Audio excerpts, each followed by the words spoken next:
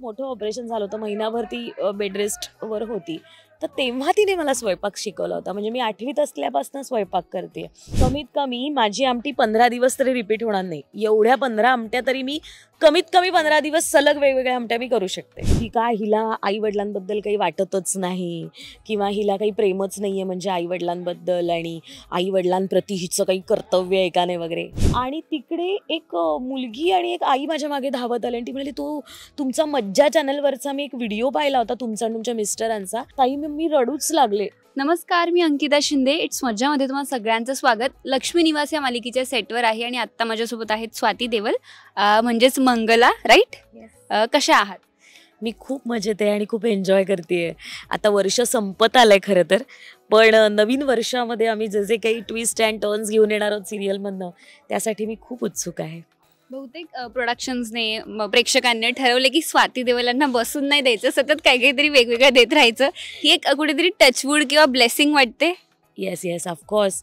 आणि मी खरंच खूप ब्लेस्ड आहे असं मला वाटतं, कारण मागच्या वर्षी म्हणजे ह्या वर्षी मागच्या पण नाही, या वर्षीच 24मध्ये मी लागोपाठ 2-2 सिरियल्स केल्या वेगवेगळ्या चॅनल्सवरच्या. त्याही लोकांना खूप आवडल्या. त्याच्यानंतर त्याच्या आधी मी माझी तोजी रेशीमगाठ केली होती, झीचीच होती ती मालिका, तीही लोकांना आवडली होती आणि आमचं तेव्हाचं कास्टिंगही सॉलिड होतं आणि आत्ताचंही कास्टिंग आमचं एकदम जबरदस्त आहे. त्यामुळे एकतर सगळ्यांबरोबर काम करायला मजा येते आणि काय म्हणतात तसं टचवूड, पण गेले अनेक वर्ष काय म्हणते एका मागोमाग एक अशा बऱ्याच सिरियल्स केल्या आणि त्यातले अगदी लक्षणीय आणि लोकांच्या मनात राहतील असे मला रोल करायला मिळाले. आणि खरोखरच यावर्षीसुद्धा हे माझ्याकडे सरप्रायझिंगच होतं. मला ऑलरेडी बऱ्याच सिरियल्स आल्या होत्या, म्हणजे 3-4 सिरियल्स तरी मला विचारल्या होत्या, ज्या काही कारणांमुळे मी सोडल्या किंवा काही नाही होऊ शकलं वर्कआउट. पण या सिरियलच्या वेळेला मात्र जे काही कमाल जुळून आलं आणि मग ही मंगल तुमच्या पुढे आली. अगदीच. पण जेव्हा मंगल किंवा जेव्हा तुमचा प्रोमो पडला ना, तेव्हा मला पटकन ती माझी तुझी रेशीमगाठमधली वहिनी क्लिक झाली, कारण ते कॅरेक्टर तितकं वेगळं होतं, वेगळ्या शेडचं होतं. पण तुम्ही काय सांगाल मंगल या कॅरेक्टरबद्दल? हे कॅरेक्टर किती वेगळं आहे आणि कशा पद्धतीने प्रेक्षकांना पाहायला मिळणार आहे? मंगल हे कॅरेक्टर ॲक्च्युली मीनाक्षी वहिनीपेक्षा खूप वेगळं आहे. हे मी अगदीच सुरुवातीला म्हणजे सांगणारच आहे तुम्हाला, कारण हे तुम्हाला आता काही जे एपिसोड टेलिकास्ट झाले त्यातून कळलंच असेल. मंगल तिकडे मीनाक्षी तिकडे कशी होती, ती सगळा चोरून घेऊन म्हणजे ती सगळं चोरून घेऊन जायची. इथे ही हक्काने मागून घेते आईकडनं, अशी मंगल आहे. आणि मंगलला त्याच्यात काही लाज वाटत नाही याचं कारण तिचं असं म्हणणं आहे की माझं घर आहे, माझं माहेर आहे आणि मी फार लवकर या घरातून बाहेर पडले. परिस्थितीमुळे किंवा घरामध्ये एवढी मुलं असल्यामुळे पूर्वी जसं मोठ्या मुलीचं लग्न लवकर करून द्यायचे, तसं ह्या मंगलचं लग्न फार लवकर करून दिलं आहे. त्यामुळे तिला या सगळ्या कुटुंबासमवेत राहायला मिळालं नाही याचं तिला दुःख आहे आणि म्हणून ती हक्क गाजवायला प्रत्येक वेळेला इकडे येते आणि तिची इच्छा पूर्ण करते. अशी मंगल आहे. अगदीच. पण जसं की आता तुमच्यामुळे म्हणजे मंगलमुळे तिच्या मुलींना देखील त्यांच्या आजोळी राहायला मिळतं. तसंच तुम्ही मागे आय थिंक एका इंटरव्ह्यूमध्ये किस्सा सांगितलेला तुमच्या माहेरपणाचा आणि समथिंग. तर तुमचा जो मुलगा आहे त्यालासुद्धा आता जर तुम्ही म्हणालात की आय गेस 12 वर्षांनी तुम्ही माहेरी वगैरे गेलात, 21 वर्षांनी, म्हणजे खूप मोठा काळ आहे. तर तुमच्या मुलालाही बऱ्याच दिवसानंतर आजोळी जायला मिळाले असेल किंवा ते प्रेम मिळाले असेल, तर त्याच्या काय प्रतिक्रिया असतात किंवा तुम्हाला कळत असेल की त्याला किती आवडतं असं काही? ॲक्च्युली मी सगळ्यात पहिले सांगते, खूप लोकांचा असा गैरसमज झाला की 21 वर्ष मी माहेरी गेले नाही म्हणजे मला ना काही अशा विचित्र प्रतिक्रिया आल्या की काय हिला आईवडिलांबद्दल काही वाटतच नाही किंवा हिला काही प्रेमच नाही आहे म्हणजे आईवडिलांबद्दल आणि आईवडिलांप्रती हिचं काही कर्तव्य आहे का नाही वगैरे. प्लीज, असं काहीही नाही आहे. माझं माझ्या आईवडिलांबरोबर अतिशय गोड बॉन्डिंग आहे आणि मी आईवडिलांकडे नाही गेले याचा अर्थ मी त्यांना भेटले नाही किंवा मी त्यांच्यासाठी काही केलं नाही किंवा करत नाही, असं होत नाही. कारण 21 वर्षात सासरी आल्यानंतर ज्या जबाबदाऱ्या मी माझ्या संसारासाठी पूर्ण करत आले, हे सगळे माझ्यावरचे संस्कार हे माझ्या आईचेच आहेत. माझ्या आईनेही तिचं एकमार्गी संसार सांभाळला होता आणि तो तिने फुलफिल आत्तापर्यंत तिने तो सांभाळला आहे. ती तिची मी एक सावली असल्यासारखं मी माझा संसार सांभाळते आहे. याचा अर्थ असा नाही की मी त्यांच्याकडे दुर्लक्ष केलं, तर मी उलट असं म्हणीन की माझ्या घरात मी, माझा नवरा आणि माझं बाळ राहतो, तर त्याच्या आधी आम्ही दोघंच राहायचो. तर माझे आई वडिलांना मी घ्यायला डोंबिवलीत जायचे. मी मूळची डोंबिवलीची आहे, फार कमी लोकांना ही गोष्ट माहिती आहे. मी गाडी घेऊन जायचे, मी माझ्या आईवडिलांना घेऊन यायचे आणि आम्ही माझ्या घरी मजा करायचो. कारण मला काय वाटतं माहिती आहे का, माहेरी राहायला जाणं म्हणजे काय त्यांचं सानिध्य मिळवणं. पण जर त्यांचं सानिध्य मला अशा पद्धतीने मिळणार असेल तर ते या न त्या मार्गाने मला मिळतच होतं की. आणि माझे आई वडील हे माझ्याकडे वारंवार येत होते. याचा अर्थ असा नाही की कारण काय झालेलं सांगते, माझ्या लग्नानंतर साधारण एक 6-7 दिवसातच आम्ही वेगळे राहायला लागलो. याचं कारण माझ्या सासरच्यांनीच, म्हणजे माझ्या घरच्यांनीच मला असं सांगण्यात आलं होतं, माझ्या सासरकडनंच, की त्यांच्याकडची जी एक पद्धत होती की सकाळी 5ला उठणे, 4ला उठणे, रात्री 9-10 वाजता झोपणे, या सगळ्या प्रकारात मी कुठे मोडत नव्हते. मी काय, तुषार काय, कारण आमचं फील्ड वेगळं आहे, त्यांचं फील्ड वेगळं आहे. त्यांना ते आता त्यांचं ते काट्यावरचं आयुष्य आहे सासू सासऱ्यांचं, तर त्याच्यात कुठेतरी आपलं जमणार नाही आणि मग ते पुढे जाऊन वादावादी नको, म्हणून त्यांनी घेतलेला तो त्यांच्याकडून डिसिजन होता. याचा अर्थ तो डिसिजन मी घेतला की मी वेगळं राहिले असंही झालेलं नाही. सो त्याच्यामुळे काय झालं, मी तिकडून जेव्हा त्यांनी आम्हाला वेगळं केलं आणि मग आम्ही वेगळे राहिलो, तेव्हापासून आम्ही दोघेच राहतोय. माझा स्वराध्य पण लेट झाला. सो ह्या लोकांचं माझ्याकडे येणं जाणं वरचेवर व्हायचं आणि उलट त्यांच्याच घरात राहून, तिथेच राहून त्यांना काय मी आनंद देणार. उलट माझी आई मूळची मुंबईत राहिलेली होती लग्न झाल्यावर. ती मुंबई सोडून बाबांच्या नोकरीमुळे किंवा काही गोष्टींमुळे डोंबिवलीकडे, म्हणजे भांडूप मग डोंबिवली अशी थोडी मागे मागे मागे मागे राहायला गेली. सो तिचं मुंबईचं उलट स्वप्न होतं. उलट मी म्हणेन मी ते पूर्ण केलं. ते कसं, तर मी मुंबईत माझं स्वतःचं घर केलं आणि मी माझ्या आईवडिलांना माझ्याकडे आणलं आणि त्यांना माझ्याबरोबर मुंबईत राहणं, फिरवणं, त्यांना मी आज भरपूर तीर्थयात्रा करून दिल्या आहेत, सगळं केलं आहे. सो ती मजा आम्ही करतो. त्यामुळे तू जो प्रश्न विचारलायस की माझ्या मुलाचं काय, त्याला आजोळी आल्यासारखं वगैरे, तर त्याच्यासाठी हे आजी आजोबा हे त्याचे, म्हणजे त्याला काहीही झालं तरी तो, मी जितका माझ्या आईवडिलांना फोन करायला विसरत असेन किंवा कामातून होत नसेल माझ्याच्याने, तर त्याचा कमीत कमी 2 दिवसातनं 1 दिवसातून त्याचा फोन असतोच आजी आजोबांना. आणि आजी आजोबांकडे गेलं की त्याला खूप मजा येते. आणि आजोळ हे म्हणजे त्याला आजोळ म्हणजे पूर्वी कसं असायचं की एक असं छोटं बैठं घर वगैरे, तसं नाही आहे त्यांचं पण बिल्डिंगमध्येच घर आहे. सो त्यामुळे काय होतं, त्याला ती मजा येत नाही. मग आम्ही सगळे मिळून माझ्या गावच्या घरी जातो आणि तिकडे आम्ही मजा करतो. त्यामुळे आम्ही मिळून मिसळून अजूनही धमाल करत असतो. खूप चांगले थॉट्स आहेत आणि आय गेस आता क्लिअरिटी झाली असेल प्रेक्षकांना सुद्धा. करेक्ट. पण तुम्ही म्हणालात की तुम्ही गावी जाता, तर तुमचं म्हणजे गाव कोणतं असं? माझं गाव आहे अलिबाग. म्हणजे अलिबागला माझ्या सासरचंच घर आहे. आमचं स्वतःचं उजव्या सोंडेच्या गणपतीचं मंदिर आहे देवलांचं, आणि त्यामुळे ते घर आहे सासू सासऱ्यांचंच. पण त्यांच्याऐवजी माझंच जाणं जास्त होतं तिकडे. तेही डोंबिवलीतच राहतात. त्यांचं वेगवेगळं, त्यांचं ते खूप बिझी असतात त्यांच्या कामामध्ये. त्यांचं काही येणं होत नाही मुंबईला. त्यांना फारशी मुंबई आवडत नाही, त्यामुळे त्यांचं येणंच होत नाही. सो मला मात्र माझ्या नवऱ्याला गावाकडची आणि लहानपणापासून त्या देवळाची, त्या घराची आवड ह्यांनीच लावलेली, अर्थात सासू सासऱ्यांनीच. त्यामुळे तिथे जाणं होतं आणि मग अर्थातच त्यामुळे माझंही जाणं होतं. आणि मग मी गेले की पुढे जाऊन त्यांच्यानंतर मी कसं घर सांभाळेन, तर त्याची सवय जणू काही मला आत्तापासूनच आहे.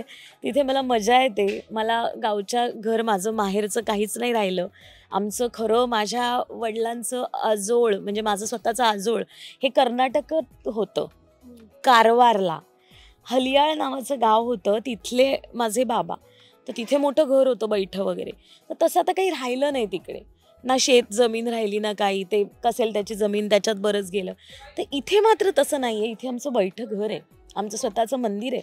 मागे उत्सव होतो 3 दिवसाचा. त्यामुळे हे सगळं जातीनं 21 वर्ष एक कुळाचार पाळणारी एकमेव सून आहे मी, असं मी म्हणीन. याचं कारण असं की तुषार एकुलता एक असला जरी तरी चुलत भावंड आहेत, बरेच लोक आहेत. पण इतकी वर्ष तुषारच्या आजीनी तिथे सांभाळलं. त्यानंतर माझ्या सासूबाई बरीच वर्ष करत होत्या, त्यांच्याबरोबरीने मी शिकून घेतलं आणि आता गेली अनेक वर्ष मी तिथे जाऊन हा सगळा भार सांभाळते आणि मी ते सगळे कुळाचार करते जे सासरी आहेत. म्हणजे अगदी गणपती असू दे, नवरात्र असू दे, माघी उत्सव असू दे, सगळं आनंदाने करते कारण मला प्रचंड देवाधर्माचं करायची आवड आहे. इन शॉर्ट स्वाती देवल खऱ्या आयुष्यात सुद्धा खूप वेगवेगळ्या भूमिका निभावतात असं म्हणायला हरकत नाही. पण आता थोडं मालिकेकडे वळूयात. खूप मोठी स्टारकास्ट आहे मालिकेची, तर तुमचा या सगळ्यांबरोबर बॉन्ड कसा झाला आणि असे कोणतं कॅरेक्टर जे तुम्हाला माहित नव्हतं की ही पण किंवा हा पण आहे का या मालिकेत, पण ते जेव्हा कळलं तेव्हा तुम्हाला आनंद झाला की अरे वा हे सुद्धा आहेत? बेसिकली हर्षदाताई आणि तुषार दादाची जेव्हा पहिला प्रोमो पडला तेव्हा ही ती सिरियल आहे किंवा ते म्हणजे मला इतका अंदाज नव्हता की या सिरियलसाठी मला विचारतील. सेम असं माझी तुझी रेशीमगडच्या वेळेला झालं होतं की प्रोमो पडला आणि 3 दिवसांनी मला कॉल आला की याच सिरियलसाठी मला बोलवलं गेलं होतं. मला तोवर माहिती नव्हतं. तसंच या सिरियलला पण झालं. ऑडिशनला यायच्या निघताना मला कळलं की मी या सिरियलसाठी ऑडिशन देते. मला खूप आनंद झाला कारण हर्षदाताईबरोबर मी कळत नकळत केली होती. 17 वर्षापूर्वी झीचीच मालिका होती कळत नकळत, ती मी केली होती आणि तेव्हा ती त्याच्यात माझी सासू होती आणि मी निगेटिव्ह रोल केला होता. म्हणजे वर्षभर पॉझिटिव्ह आणि नंतर मी अचानक निगेटिव्ह रोल केला होता. सो आता बघ ना मी किती अपग्रेड झाले, आता ती माझी आईच झाली आहे. आणि खरं सांगते जेव्हा मला कळलं मी आता तुषारदादाबरोबर मी पहिल्यांदाच काम करते, पण इतका डाऊन टू अर्थ, इतका प्रेमळ, इतका हँडसम, इतका क्यूट, इतका गोड बाबा आणि इतकं सुंदर व्यक्तिमत्व, फ्रेश व्यक्तिमत्व सेटवरचं.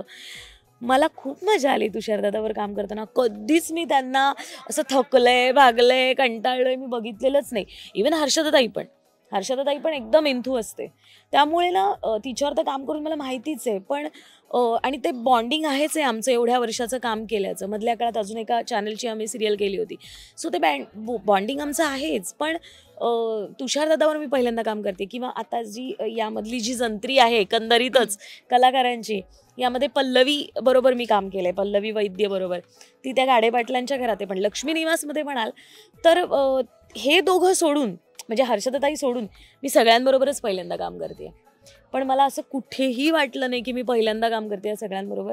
माझी अत्यंत गोड त्यांच्यावर नाळ जोडली गेली पहिल्या दिवसापासनं आणि आम्ही खूप मजा करतो. आम्ही एकत्र खातो, पितो, एकत्र येतो. कोणाची गाडी खराब असेल, काही असेल, माझ्याबरोबर आता ती वीणा जी झालेली आहे मीनाक्षी राठोड, तीसुद्धा माझ्यावर गाडीतून शूटिंगला येते. तिच्या आदल्या दिवशी गाडी इथे पार्क करते, माझ्याचबरोबर येते.